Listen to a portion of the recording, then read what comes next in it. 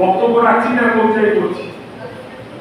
দেখো রে, অবাক জলপান করে বেঁচে আছি এই দাবদাহে, পুড়তে পুড়তে গাছহীন জলাশয়হীন এই নগর সভ্যতায় ইতিহাস নিয়ে প্যারামাউন্ট সর্বতে কিংবা রাজকীয় উল্লাসে কোন রেস্তোরাঁয় মাংস ভাগের ঢেকুরতলা পুকুরে আমরা পাগল কবিরা বেরিয়ে পড়েছি স্বর্ণ ছাড়া পৃথিবীর খোঁজে, যেখানে জ্ঞান বৃক্ষের মতন অসত্য বটের ছায়ায় শারীরিক অস্বস্তিকে অগ্রাহ্য করে বিপ্লব করব, কফি হাউসের টেবিলে স্বপ্ন দেখব সমুদ্রের ঢেউ মাথা সুন্দরী নায়িকাদের।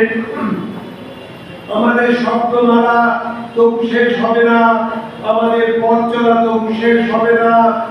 রাস্তায় শুয়ে থাকবে রক্ত মাখা কোনো অচেনা পথচারী, যে ঠিকানা হারিয়ে ফেলেছে সেদিনই।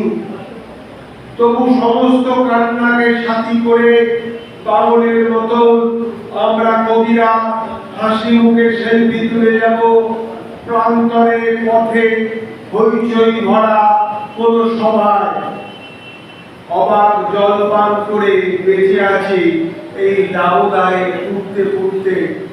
এই দাবদাহের মধ্যে যে কজন মানুষ রবীন্দ্র নজরুল একাডেমির আহ্বানে এসেছেন তাদের প্রত্যেককে আমার আন্তরিক ভালোবাসা জানাই।